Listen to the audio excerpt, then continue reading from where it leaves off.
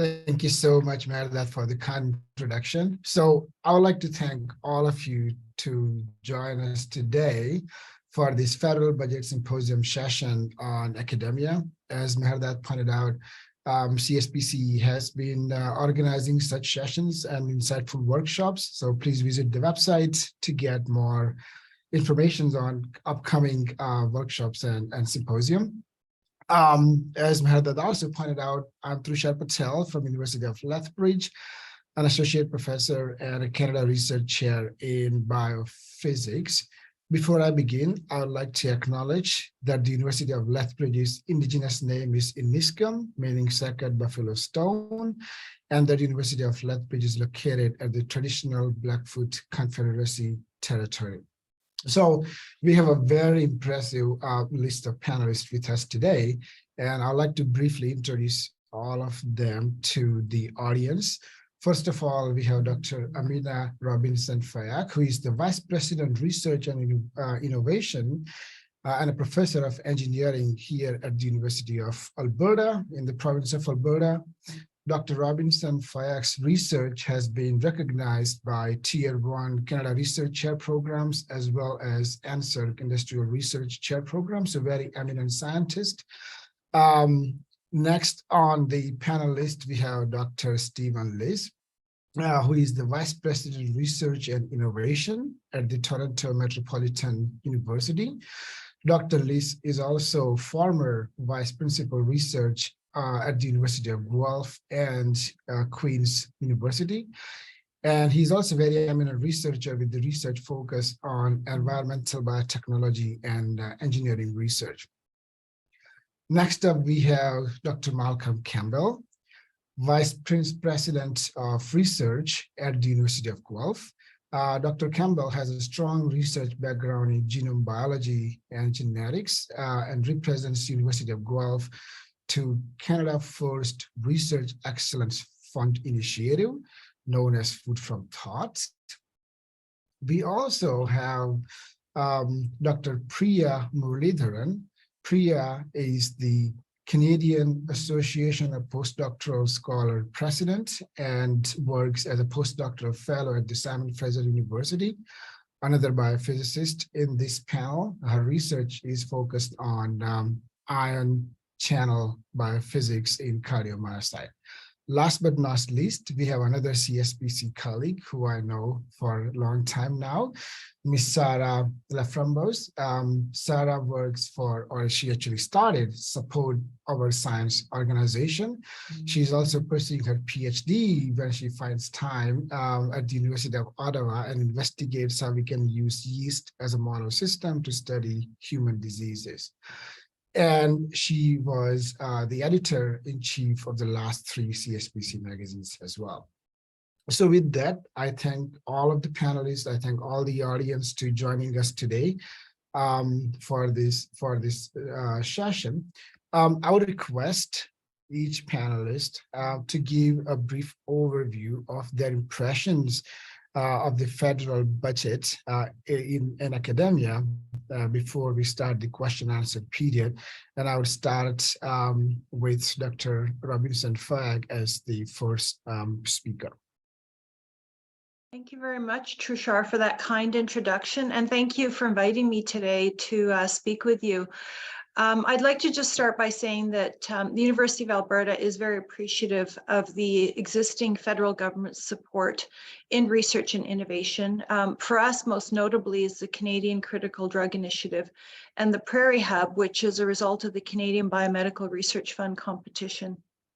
We're also very pleased in this current budget to see investments to support clean energy technologies, and I think our panelists in the keynote presented some very good detail on that, but particularly in relation to critical minerals, biofuels, clean electricity, CCUS, hydrogen, and industrial transformation.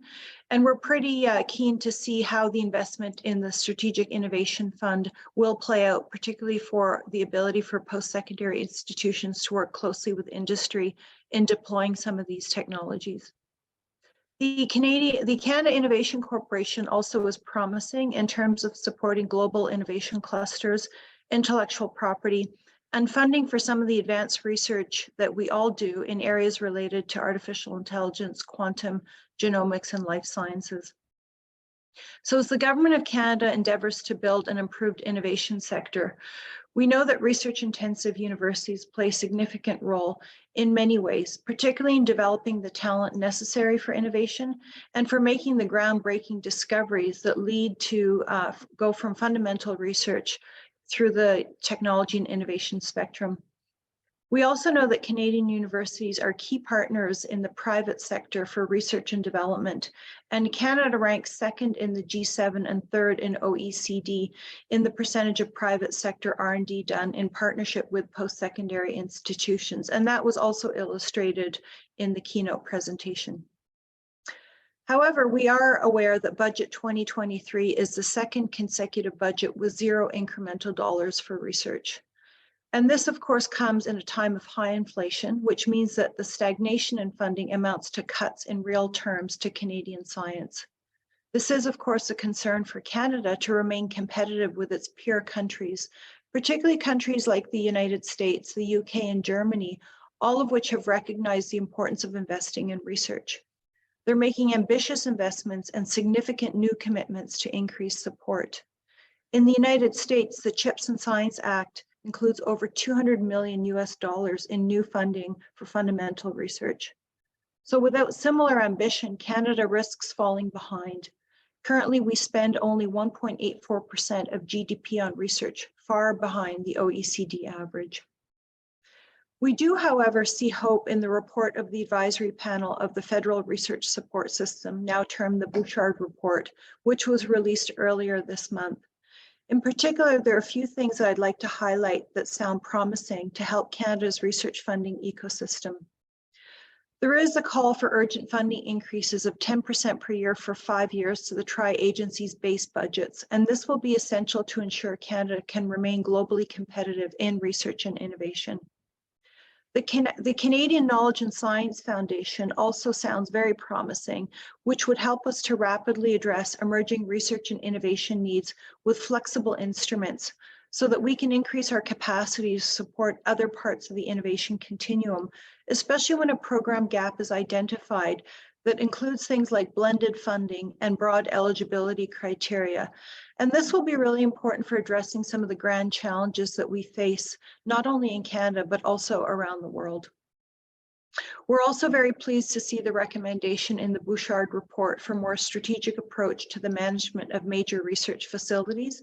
And that includes not only additional funding, but life cycle approaches to funding, removing or significantly reducing matching requirements, and increasing sufficient operational research support for these facilities.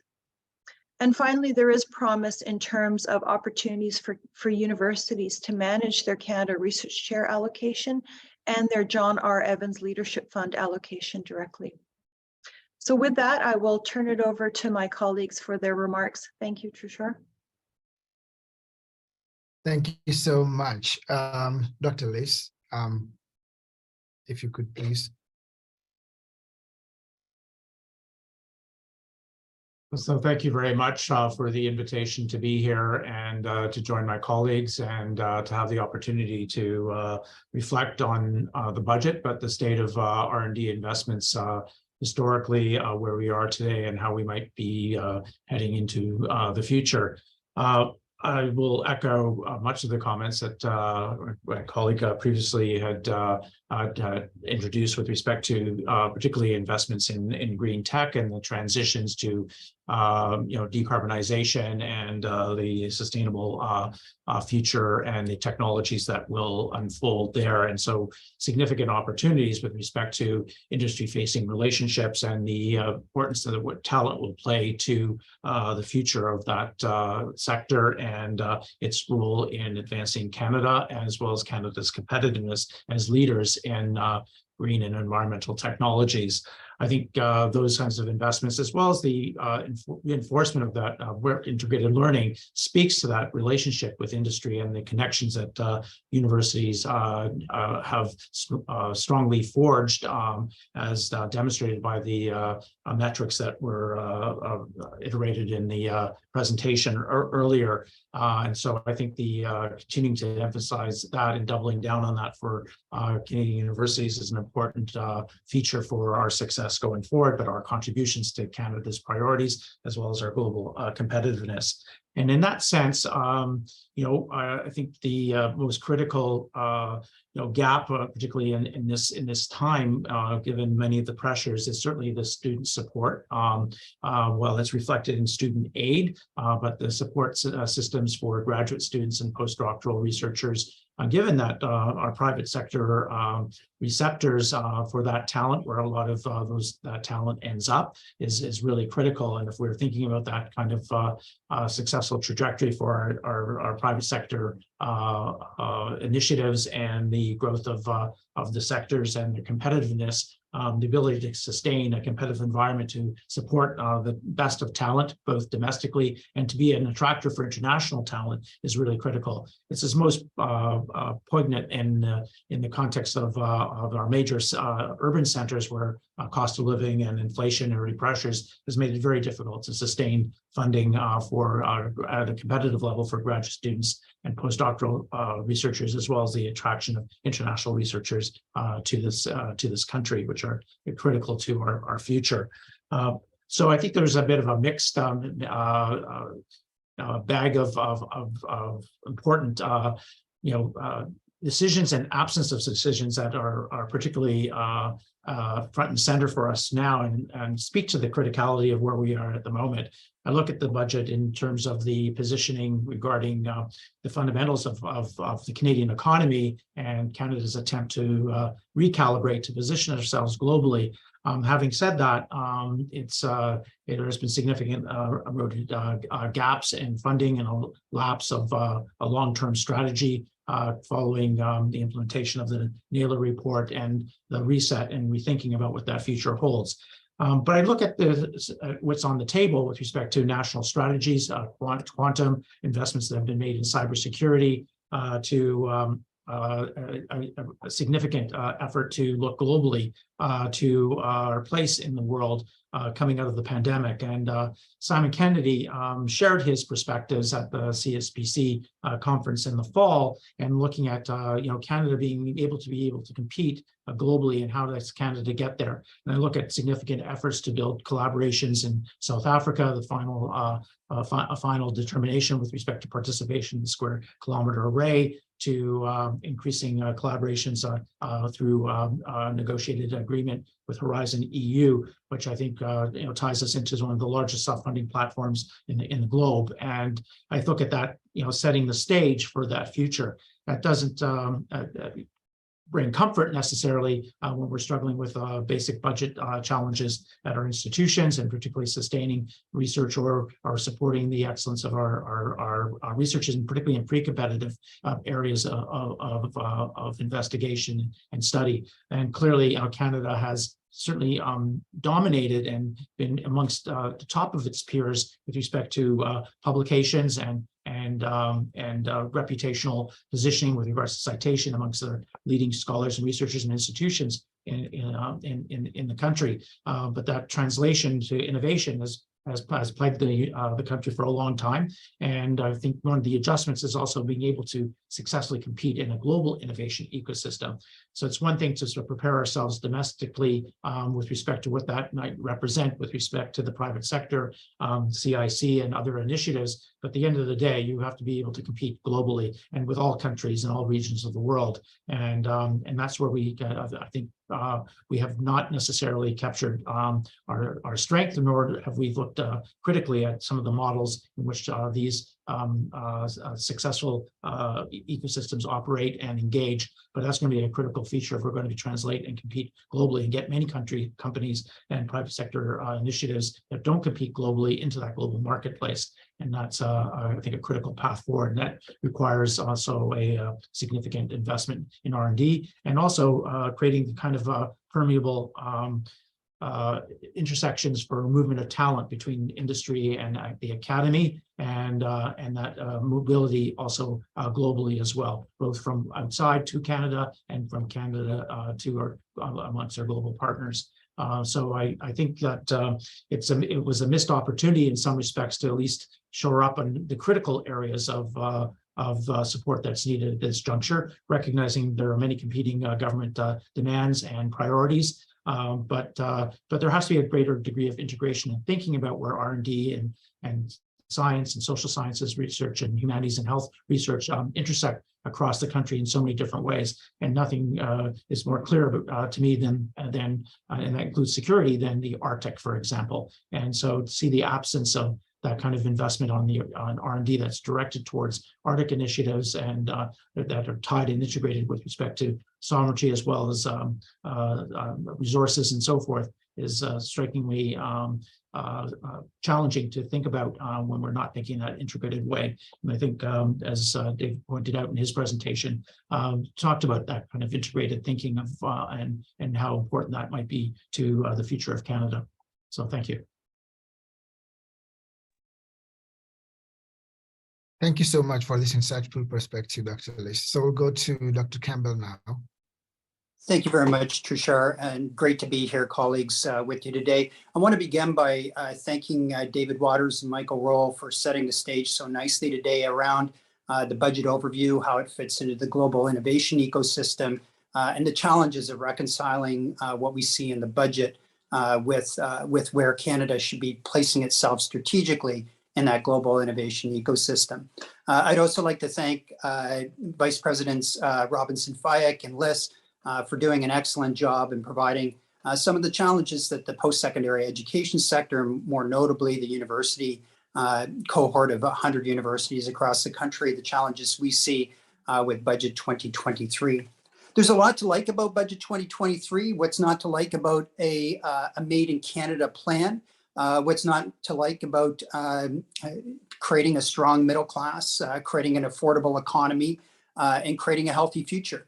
The budget that was presented to us certainly outlines mechanisms to create a path towards those three objectives. But the question one has to ask is what does it do for inspiring an even stronger path in the future? I note that a critique of this particular budget, as was highlighted in the presentation by David and Michael, was that it was a bupkis budget as far as the post-secondary education sector, the universities in particular, were concerned.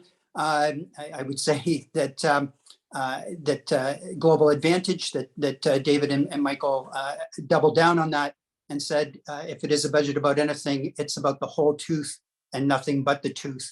A lot about creating dental advantage for Canadians, not a whole heck of a lot around how we're going to advantage Canada in an innovation ecosystem and with regards to being a competitive trading partner. So a lot of challenges there. It's unfortunate because the Canadian government has made strong investments in the past. We've seen the quantum, AI, and biomanufacturing strategies in recent years that have created, I think, some good lift in those areas that do make us competitive within the innovation ecosystem for those critical technologies, and moreover, create opportunity for us from a trade perspective. There's been great ongoing support, although diminishing in real terms from an inflation perspective for programs in the Tri-Agencies Plus, so NSERC, CIHR, SHIRC, and CFI. And I'll add my tax into that mix. So some great support for fundamental research, for applied research, and for training the next generation of thought leaders here in the country. And I want to give a special shout out to the great thinking that's been done there around the NSERC Alliance program, where University of Guelph has enjoyed great success, as well as the new and emerging net zero agriculture program, also being launched by NSERC in conjunction with SHIRC. And then I will continue in that agriculture vein and also say some great support for the Sustainable Canadian Agricultural Partnership, addressing one of those 5 STI priorities, the sustainable agri-food systems for Canada, a really important one. Again, I would say uniquely from a University of Guelph perspective, as Canada's food university, the leader in the agriculture and food space, great to see those investments. But nothing in this particular budget that matches that really sets us up in an inspirational way for the future. And again, David and Michael, yeah, hard to really compare. Let's go to the moon with let's get nice dental work. Really not creating the same sort of inspiration as one might hope from a federal budget. So, you know, where did things go wrong? Did we get what we expected?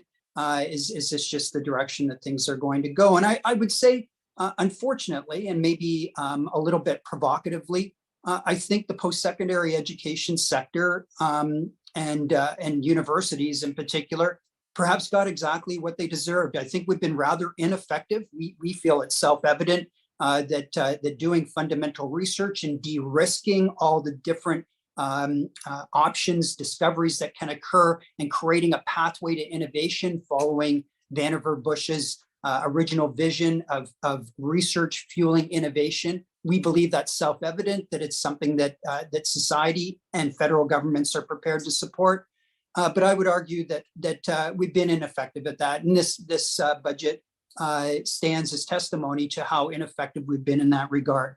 I would say where we have seen effectiveness is being able to convince governments that there is a role for research and innovation to play in fueling economic development, and where we've seen a positive vote and something that should shape our thinking going forward in the future is that $108.6 million investment in the applied research program that supports college and community applied research. So that's an indication from our federal government that that is a direction that they would like to see more of us embracing. I think there's great opportunities there for universities to position itself around a common view. I know the U15 did this last year, but I think all 100 universities coming forward with a shared view that we need to focus on how it is that we fuel research that leads to innovation, let's call it applied research, and supports economic development in this country.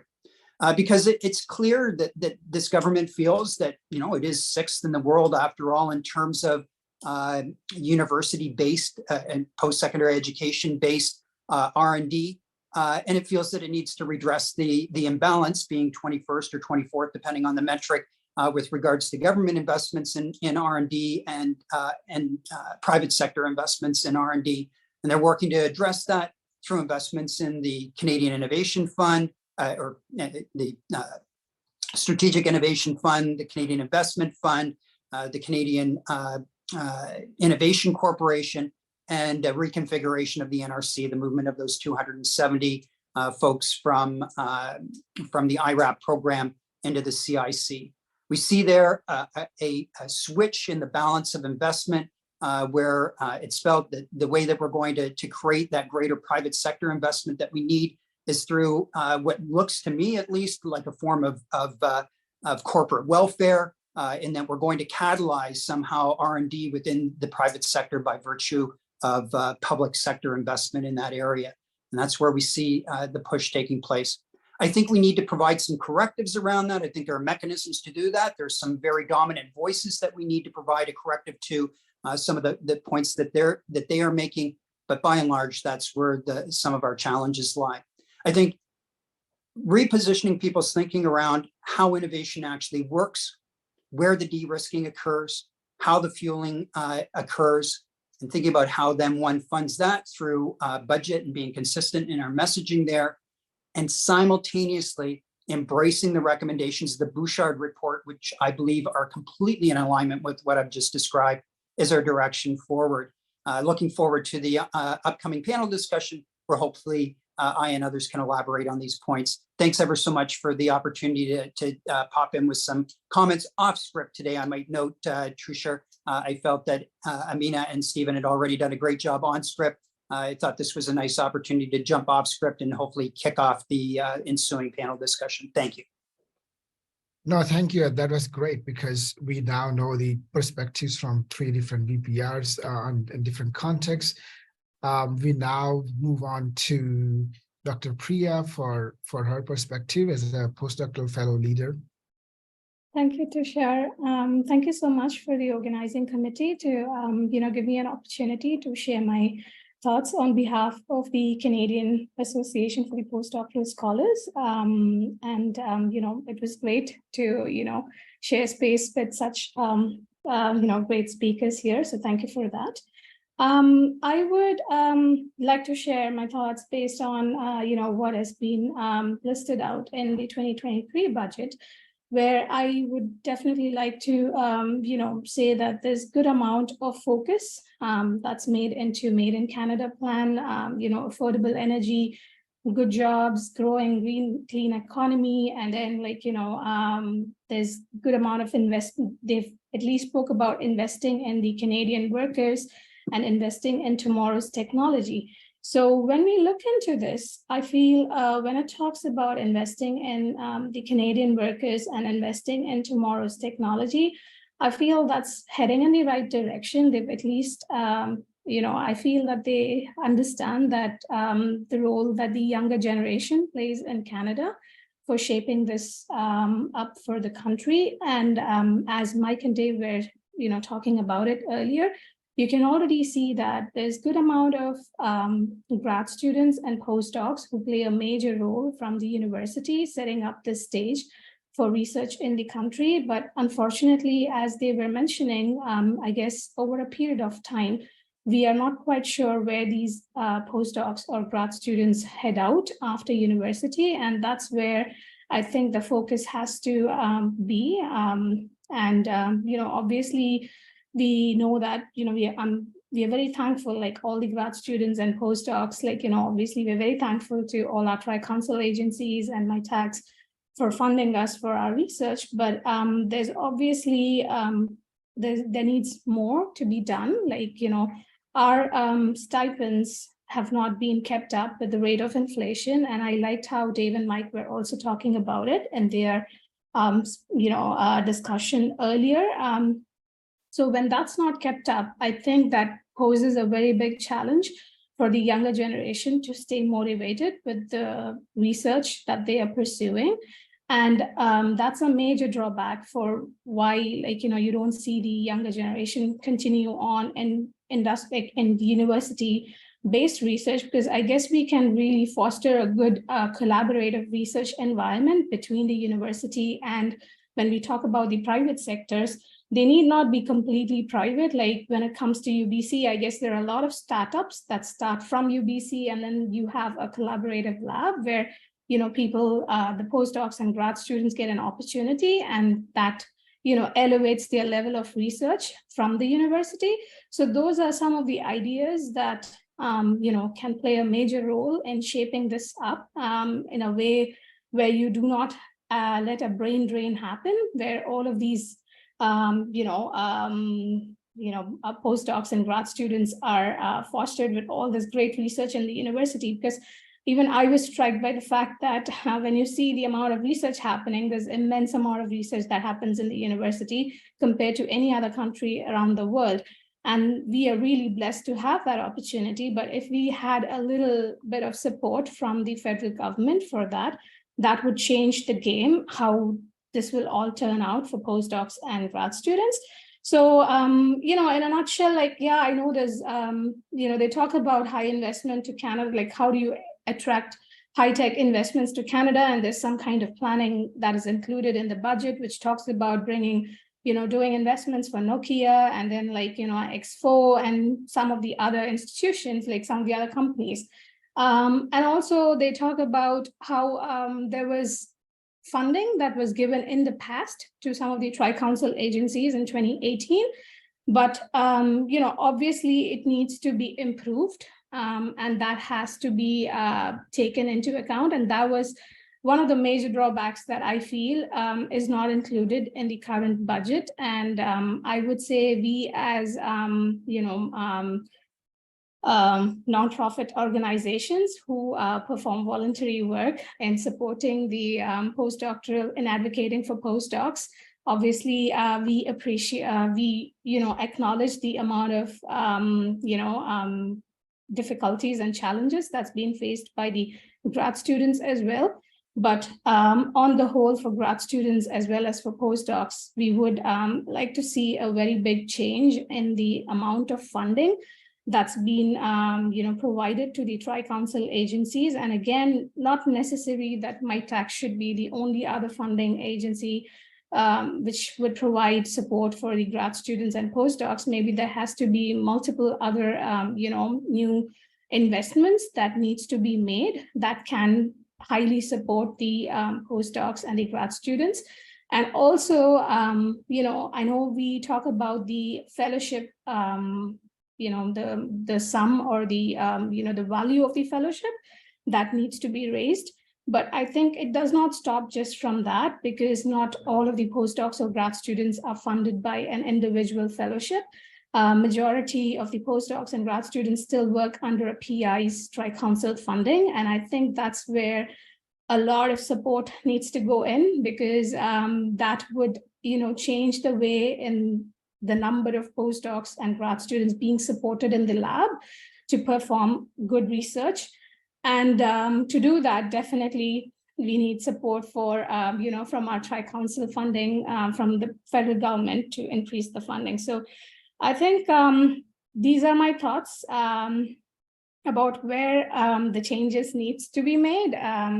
And it just does not stop with the options that's just available now. And I think there's still a lot of room where, new investments can be made, and these need not be, completely funded by the federal government. There could be tie-ups and partnerships and, giving, flexibility to the PIs where, sometimes you can at least give them good top-ups. And one other thing, which I always feel which brings to my mind, especially after looking into the, the dental plan. I know we, heard from Dave and Mike where we said it is a KISS budget, but then, I feel that, not majority of the grad students and the postdocs do not have the medical benefits that they should be provided for. So I think that's another major thing that, when at a budget level, we are talking about providing good benefits, dental benefits for all throughout Canada. I feel there has to be a good amount of support for medical benefits for grad students and postdocs, because that's another major thing that's left out in the cracks, and not majority of them get what they're supposed to get. So that would be another major, thought process that I would love to share, where, changes could be made. So thank you for the opportunity, and I'm glad to, add to any other, answer any questions from the audience. Thank you. Thanks, Priya, for giving us insights from the students and postdocs perspective, which will continue with Sarah from Support Our Science. Thank you, Trisha. And thank you so much to CSPC for hosting this panel today. It's been exciting already to hear everyone's remarks, and I look forward to the discussion afterwards. So my name is Sarah Laframboise. I am a PhD student studying biochemistry at the University of Ottawa. I'm also an avid CSPC volunteer for many years now, so I'm excited to be on this side of the panel. I'm recently was the founder and past president of the Ottawa Science Policy Network as well, which is at the University of Ottawa, and the executive director now of Support Our Science. And Support Our Science is really a grassroots organization that has one main focus. So our primary goal is to advocate for increased funding to graduate students and postdoctoral scholars in Canada. And under this mission, about a year ago, we launched an open letter, which I'm sure many of you probably signed this, because we had 27 scientific organizations sign on to this letter, and 6,500 plus signatures on the letter, which was really exciting. And it was very cool to see the scientific community kind of come around this idea of we really need increased funding for these next generation of researchers in Canada. In August, we then printed out that letter and taped it all together, and it was about 100 feet long, and we marched that letter down from the University of Ottawa all the way to Parliament Hill, and we were able to hand deliver that letter to the Prime Minister Trudeau's office, as well as Minister Champagne's office, and we held a really nice press kind of event there, and we had lots of media coverage, and it was really exciting to really see some unification of messaging for this ask and this increase in graduate student and postdoctoral support.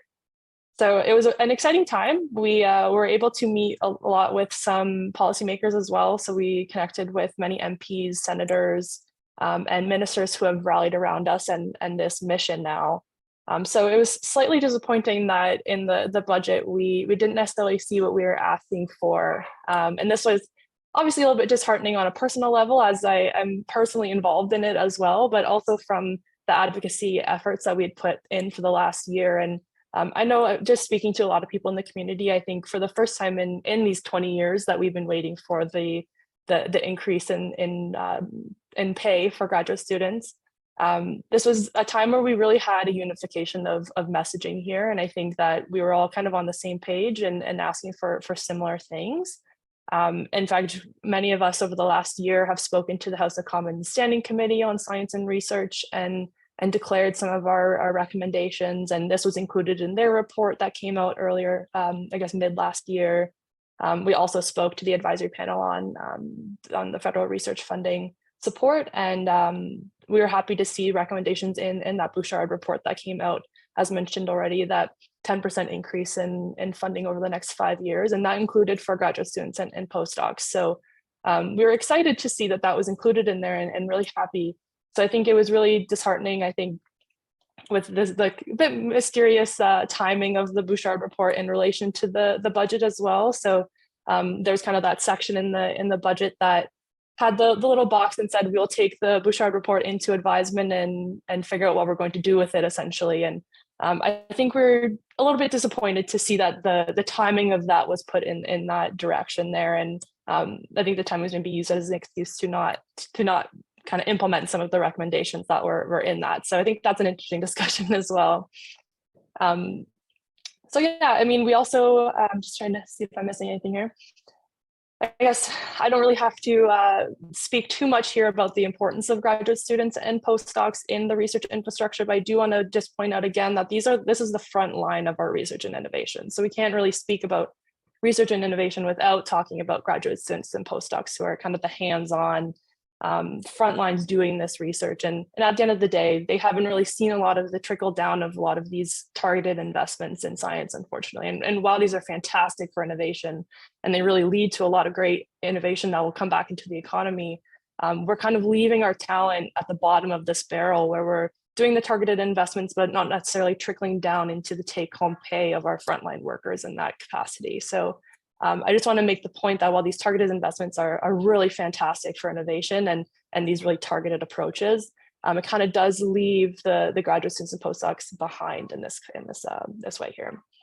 And I wanted to point out as well that at the Auto Science Policy Network, we released a survey that came out in a report earlier this year, and we looked at 1,300 graduate students across Canada and asked them about their financial situation at the moment. And I think this is a really enlightening report, and I wanted to mention it in case people were interested in checking it out. It is on our Ottawa Science Policy Network website. So in this report, we found that 86% of graduate students right now were having stress and anxiety about their finances. This translated to over half of graduate students right now who had no savings at all and struggle every month to make ends meet. On top of this, 32% of graduate students have considered leaving their studies due to financial concern alone. And I say these facts not to add a bad light to any of this, but to really show what's happening at the base of our research and innovation right now.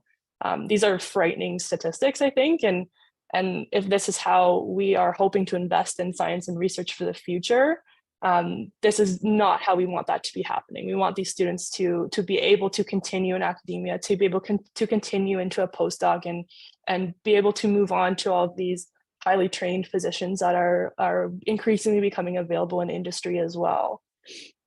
I can share a link to that if someone put in the chat. I can share a link to that in the chat afterwards. So yeah, at the end of the day, support our science here. We were disappointed with the budget results. At the moment, we are aiming to do a national walkout. And this is something that I wanted to announce quickly, was that on May 1st, we're calling for a nationwide walkout for graduate students, postdocs, faculty, anyone who wants to support this. And this is in recognition of increased need for funding for graduate students and postdocs through the scholarships and fellowships program, but also, as Priya mentioned, through grants. As we know, not all students are funded directly through these scholarships and fellowships. So I think it's just as important to consider the increased funding to the grant sizes as well.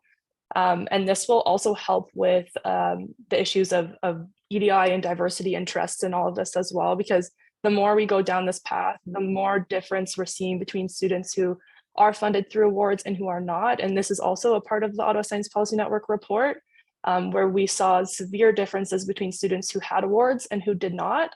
We kind of call this the all or nothing approach to research right now for the next generation, where we're seeing these students who are able to sustain themselves and able to fund themselves, and the students who don't get these scholarships and are struggling extremely more financially. So I think at this point, if you guys are, I'll maybe stop talking here and I'll say if you guys are interested in participating in the walkout, you can check out supportourscience.ca. We are at the moment looking for local organizers. So if people here are at an institution where they would want to help run a walkout within their institution, you can look at the website and you can sign up there. But in general, I'm really looking forward to the discussion today, and thank you again for having me.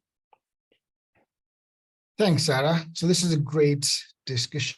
We got a lot of points out. There is lots positive in the budget, and obviously there's a room for improvement, as I hear from every panelist. So thank you for that perspective. Before we begin the Q&A, CSPC would like to launch a very small poll with 4 questions. So can we launch the poll? Yeah. So if you can all fill the poll, that will be great. It helps us putting all the data together.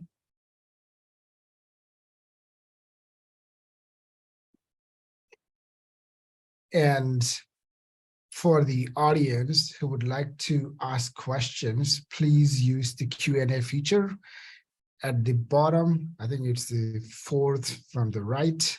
And I will redirect the questions, and the panelists will jump in to answer their questions as well. So please go ahead.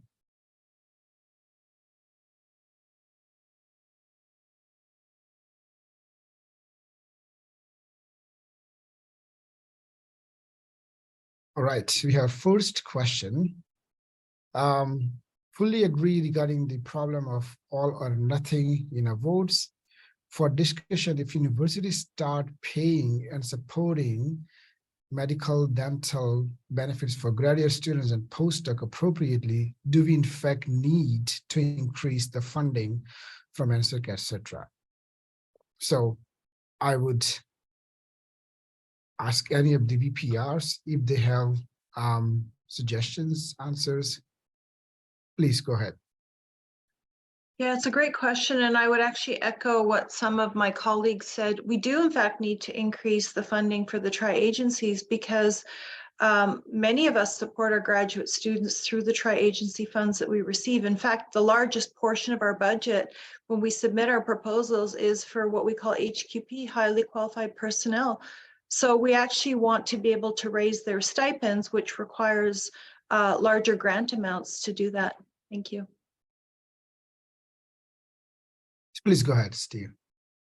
Yeah, thank you. So I would echo we need that investment in the tri-agency funding to be able to continue to support students, and that would include support for benefits as well. But I will say universities have responded with respect to benefits, and whether it's leaves, parental leaves, and so forth, and it's coming at the expense of our operating budgets as we stand. So.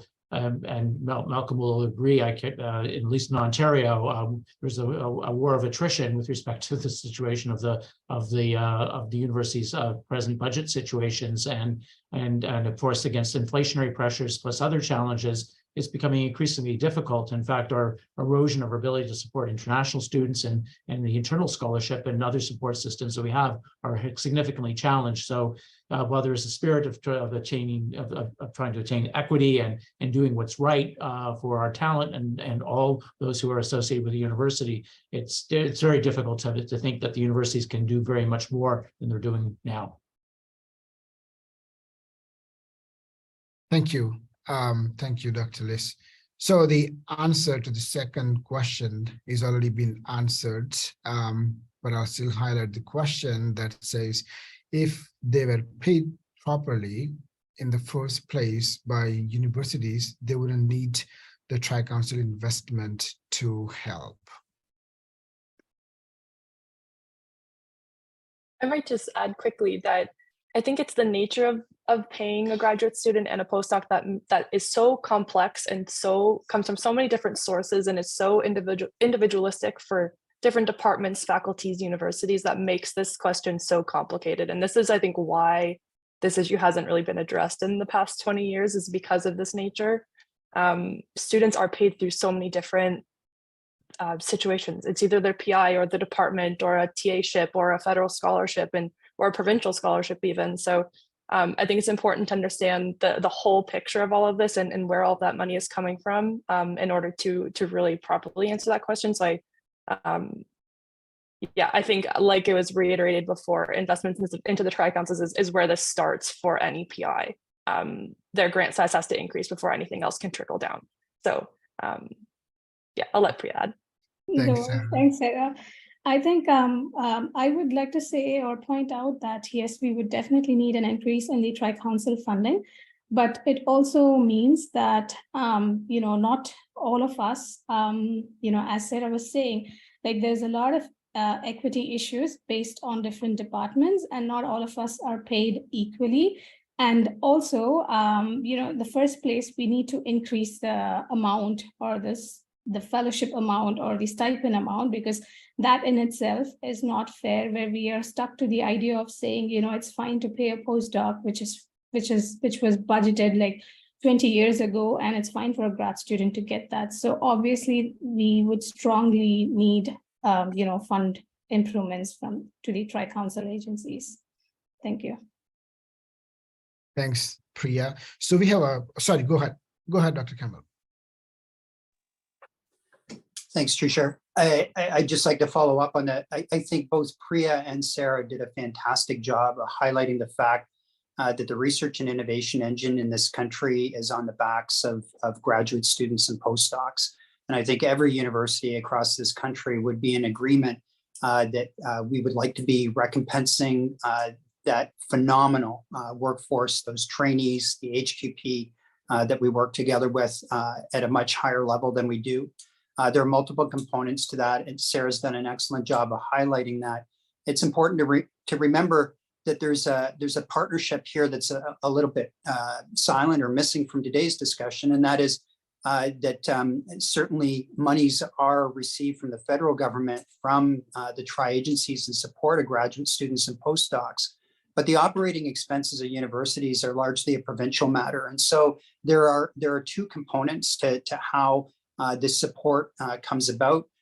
Stephen, you're absolutely right. I would echo your concerns around the operating support that we have here in Ontario. But I think that would be doing Aminah a disservice, because I think that things have been far worse in Alberta than they've been in Ontario, even in recent years.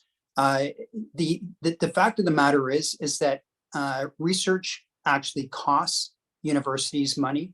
For every $1 we bring in the door, minimally, there's another 40 cents that's needed to support that, keep the lights on, keep the heating and AC working, making sure that we've got custodial support, all the administrative supports that are in place, the oversight and compliance related to doing that research. It all costs additional money that's not provided through research grants.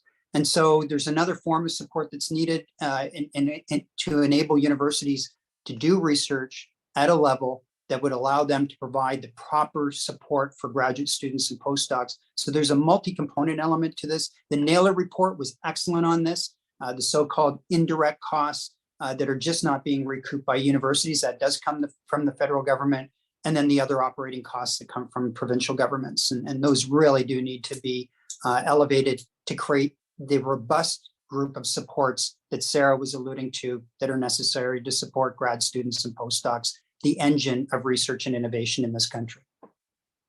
So thank you, Dr. Campbell. We have a nice segue about innovation points that you had pointed out. So Fabian from University of Manitoba has a question. If there is a way to get a metric on how many life science graduate students decide against creating a startup company because of financial situation. Is there a way to figure that out, or do we know this already, or no? But I think that's a very good suggestion. Maybe that's something Sarah and I should think about in our future surveys. Maybe that's something we should ask. Thank you. Yeah, I was going to say the same thing. I think this is something that we should be looking at in the future. I think it's a great idea. My thoughts from like being very deep into the financial concern data about graduate students is that a lot of students after PhD are in their like late 20s, early 30s, and aren't in a financial situation where they could take on something that put on a bit more like insecurity or risk on a personal level. So I would say that what I would be concerned about in that situation is creating certain people who might be able to do something like that and certain people who might not be able to. So I think it's just at that point, I think to me, it becomes a bit more of like an EDI or diversity question about who would be able to start up the companies and take on that financial stress. But yeah. Yeah, no, thank you. That's great answer. The next question is I think it's targeted to the senior leaders in the panelists. Katrina wants to know whether the panelists believe whether the university accountability could be improved by better reporting. An example is, for example, the number of HQPs trained, are they really a valuable metric for diversity, inclusion, and equity, as well as of employment prospectus and working conditions and so on. I think a lot of universities are already doing it, but I'm looking forward to listen to the answers. Please go ahead. Yeah, thank you. It's a great question. I think accountability and tracing our outputs as well as our inputs is very, very important. And I do want to recognize the fact that, in fact, all our reporting back to the tri-agencies when we do hold our funding from them requires that. So we do report on EDI metrics. We also report on EDI metrics institutionally. But we also keep very close track of where our HQP are employed and how they progress through the system. So there is pretty strong accountability in terms of that, because that is often one of the conditions or requirements in order to receive funding, which goes back to the earlier comment that a big part of our budgets when we apply for these grants is actually for the training of our HQP. And I appreciate the comments that Sarah made about how complex the funding packages are. There's certainly more desire to have every graduate student at a PSI funded and looking at ways to create that minimum funding package. But HQP training is something we take very, very seriously, and making sure that our students move through the system and the EDI is adequately and not only adequately addressed, but properly and effectively addressed is quite critical. So I strongly believe in the accountability, and I think the mechanisms are in place to do so. Thank you. Thank you so much. If one of you want to add, Stephen or Malcolm, to the answer, that would be great. Otherwise, sorry, go ahead. Yeah, I will just add that, at least with respect to EDI, I mean, there's a number of programs and, of course, the Dimensions Charter, which all the universities have been signatory to, including the pilot projects and so forth. But, of course, the CRC program and the investments that have been made to hold universities accountable on EDI. But broadly speaking, you've looked at the appointments of vice presidents, equity, community inclusion, or EDI leaders in the university, and I know that that's a very important feature for all our institutions with respect to matters EDI, and particularly when it comes to research and certainly support the cohort of students, faculty, and staff who support the research enterprise as well, being very much a fixture of EDI focus, and uniquely so in many instances that are often more challenging than other aspects of EDI across the university system. So that's very, very important. But I do acknowledge that there are programs that universities have brought into their campuses that have been supported by the federal government, and that's particularly important. With respect to the trajectories, I certainly in Ontario strategic mandate agreements and other indicators of outcomes that lead to graduates who are contributing to the economy through employment and other activities is critical. But I would just add something to the point about the research enterprise and the graduate and postdoctoral training opportunities is the question of whether we're doing a good enough job in preparing the graduates for the kinds of diverse career opportunities that lie out there. And so I think that's a fair question. I think we're all in various stages in evolution with respect to entrepreneurship and innovation and all the tools and skill sets that are required to be competitive in the marketplace or to have the leadership to participate in the marketplace. That's different than the smaller proportion of graduates who find their way into academic careers. So, I think the question is, are we preparing students well enough for that future? I know that many universities, including our own, are taking some leadership and initiatives and preparing our students, I think, through both training and as well as the experiences that they have on our respective campuses. But I think it is a fair question to say, are we doing the job well enough? Yeah.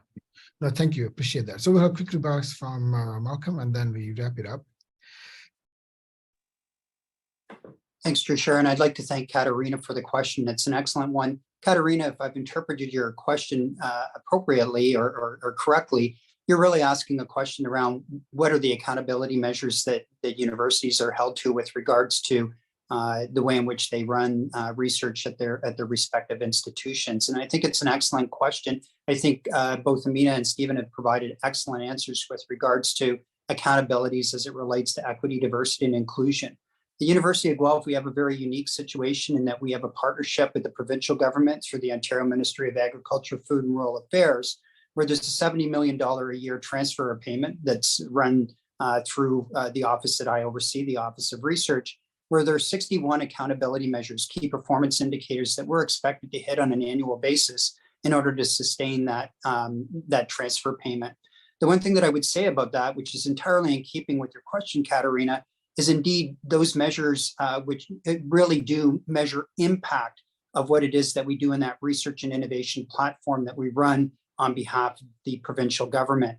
They make sure that not only are we being accountable with regards to the quality and quantity of HQP that are being trained, but a variety of other research outcomes. And I would say this is not unique globally, certainly in the UK, for example.